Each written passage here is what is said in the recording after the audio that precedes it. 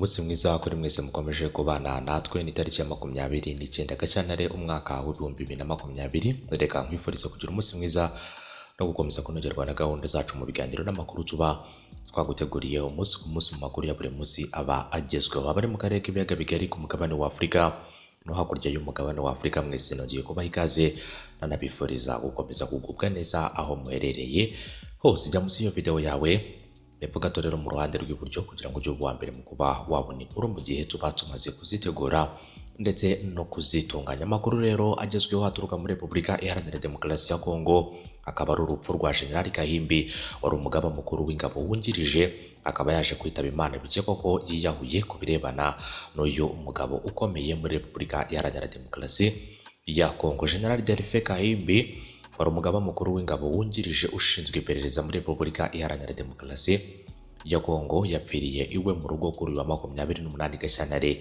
2020. Ni nyuma y'amasaha make rero atageze kuri 28 yegujwe muri iyi mirimo ye. Hanyuma rero CTC dukesha aya makuru ikavuga ko ashobora kuba yiyahuye. General Kahimbi rero yahawe izi nshingano kuva ku bwa Joseph Kabila wabaye perezida w'iki gihugu kugeza rero muri Mutarama 2019, habura umunsi umwe rero ngo asimburwe na Felix Tshisekedi. Yakekaga ko rero ibyaha birimo ruswa, hanyuma rero guhonyora uburenganzira bwa muntu no kutubahiriza ihame rya demokarasi. Amakuru ya mbere yavuga ko rero biri mu byo yazize. Ntabwo rero inzego bireba n'igisirikare cy'igihugu FARDC ziratangaza iby'aya makuru, gusa rero umwe mu bakomeye umutekano w'iki gihugu amaze kudutangariza ko ari mamo, aricyo rero cyangwa se ariko icyamwishe rero ntikiremezwa neza ku birebana n'uyu mugabo ari we General Delphin Kahimbi. Yaje kwitaba Imana rero asanzwe iwe mu rugo. Ni amakuru kandi yemejwe na bamwe mu basirikare bakomeye muri Repubulika Iharanira Demokarasi ya Kongo, nubwo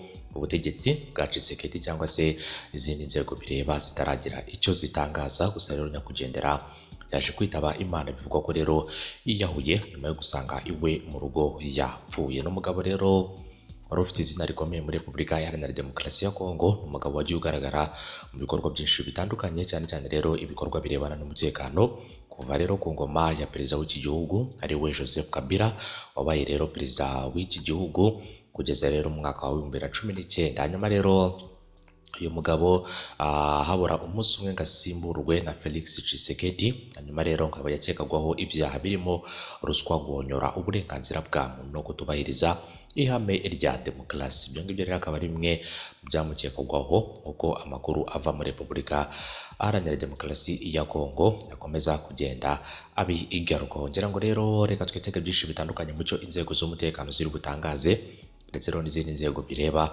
ku birebana n'urupfu rwa nyakwigendera. Gusa rero ubu tuvugana ntago akiriho kubera ko yamaze kwitaba Imana. Ni mu gihe rero mu minsi mike ushize kandi ingabo za leta cyane cyane rero ku birebana na FARDC bamaze iminsi bari mu rugamba rutoroshye n'imitwe yitwaje intwaro ibarizwa muri Repubulika Iharanira Demokarasi ya Kongo. Ngira ngo rero n'urupfu ruraza kugira ingaruka zikomeye, cyane cyane rero urupfu rw'umugaba mukuru w'ingabo wungirije.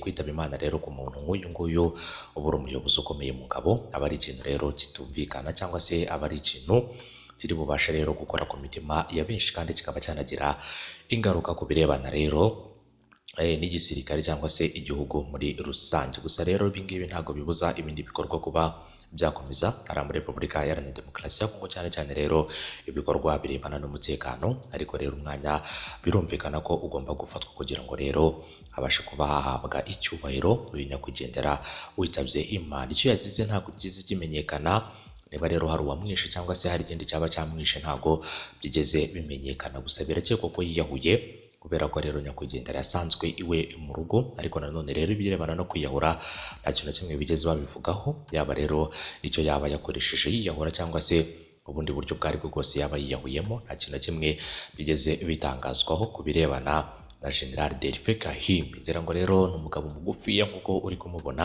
ariko rero yari umugabo ukomeye cyane, kandi yari umugabo wubashywe rero muri Repubulika Iharanira Demokarasi ya Kongo. Kuba yitabye Imana rero ni ikintu gikomeye cyane kuri FARDC, ni ikintu gikomeye rero ku nzego z'umutekano hari muri Repubulika Iharanira Demokarasi ya Kongo. FARDC nayo mu minsi ishize rero iherutse guhura n'uruva gusenya ubwo inyeshyamba zo muri FDLR zabategaga zikabambura rero asaga 160 by'amadolari ya Leta Zunze Ubumwe za Amerika. Amakuru atugezeho rero yavuze ko ayo mafaranga yambuwe ingabo za leta ari amafaranga rero y'umushahara ku basirikare ba FARDC bari bamaze iminsi rero mu rugamba rutoroshye rwo guhangana n'imitwe yitwaje intwaro muri kiriya gihugu cya Repubulika Iharanira Demokarasi ya Kongo. Gusa rero byaje kurangira amafaranga nk'ayo ngayo bayibwe n'inyeshyamba, bikanavuga ko rero izi nyeshyamba zayatwaye nazo ubwazo rero zaje kuyarwaniramo kugeza ubwo rero bananiwe kumvikana uburyo ayo mafaranga ashobora kuba yakoreshwa. Inyeshyamba rero baba ari abantu rero navuga ko bafite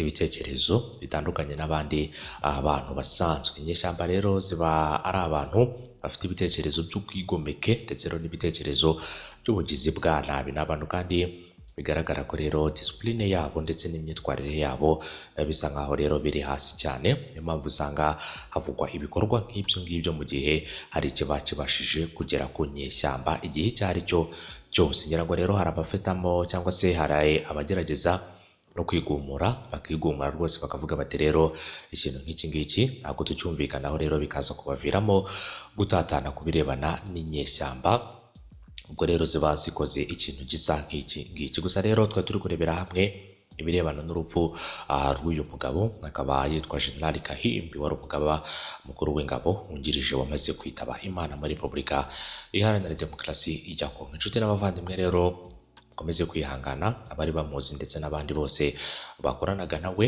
imirimo rero yarashinzwe ndetse n'ibindi bikorwa bitandukanye n'uruhare yagiye agira mu bikorwa byinshi bitandukanye byagiye biba muri Repubulika Iharanira Demokarasi ya Kongo. Nizere ko rero ari umuntu utazapfa kwibagirana cyane cyane rero ku birebana n'uyu umugabo. Reka rero mwese namwe mbashimire abo twabanye muri iyi nkuru. Mwibutse ko rero hari andi makuru turaza kuza tukugezaho mu minota mike iri imbere. Gisaba gukora no kuba wakora kuri subscribe ndetse wananyeganyeza akazogera kugira ngo ujye uba mbere mu kuba wabona inkuru mu gihe tuba tumaze kuzitegura ndetse no kuzitunganya. Ni ku itariki ya 29, itariki ya nyuma rero y'ukwezi kwa kabiri umwaka w'2020. Turi kwitegura rero kwinjira mu kwezi kwa gatatu uyu mwaka kugira ngo rero uyu mwaka nawo ukomeze kugenda ujya mbere. N'umwaka rero buri muntu uwo ari we wese afite gahunda nyinshi zitandukanye, yaba rero gahunda z'ubuzima bwe cyangwa se izindi gahunda zitandukanye zirebana rero n'imirimo cyangwa n'ibindi bikorwa byose mu byo umuntu aba yifuza gukora mu buzima bwe bwa buri munsi. Niyo mpamvu rero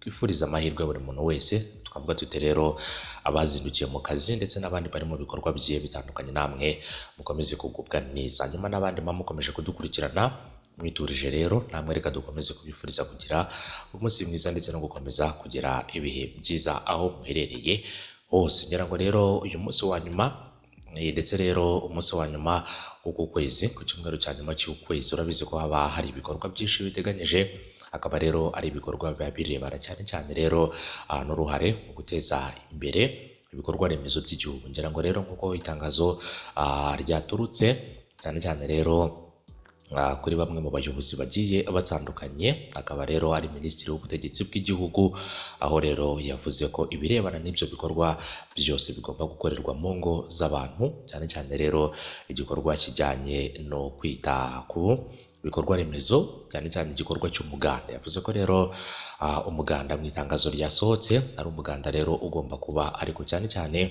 umuganda ukabera mu ngo z'abaturage. Umuganda ukabera mu ngo z'abaturage, hanyuma nyuma y'umuganda bakaza gukurikira ikiganiro rero kiri butangirwe kuri televiziyo na radiyo by'igihugu, hanyuma rero mukaza gukurikira icyo kiganiro. Nyuma y'umuganda muraza kuba mwakoreye mu ngo zanyu. Ubwo rero abari muri ibyo bikorwa bigiye bitandukanye byo kwita ku ngo zabo ndetse no gukora ibikorwa by'umuganda mu ngo zabo, nizere ko rero mukomeje kugubwa neza kandi nizere ko mukomeje kumererwa neza aho muherereye hose. Ndabashimiye cyane, nabifuriza rero gukomeza kunogerwa na gahunda zacu no gukomeza kugira umunsi mwiza aho muherereye hose. Amakuru yacu nakagaruka rero mukomeze kubana natwe no mu biganiro n'amakuru tuba twaguteguriye mu nkuru ziba zigezweho umunsi ku munsi. Mu kanya rero turaje turebere hamwe n'andi makuru arabagezweho, aho rero tugiye kuza twerekeza ku yandi makuru agezweho mu minota mike iri imbere. Kuri mwe mwese mukomeje kugenda mubana natwe mu biganiro n'amakuru tuba twaguteguriye umunsi ku munsi. Reka rero bifuriza gukomeza kugira ibihe byiza, gukomeza kunogerwa na gahunda zacu, inkuru zacu nahagaruka kuri mwebwe mwese bamwakomeje kugenda mubana natwe. Ibihe byiza kuri mwese kandi mukomeze kugira umunsi mwiza 5/5. Bye bye rero, naho mu kanya gato makuru mato araba agezweho mu masaha make ari imbere.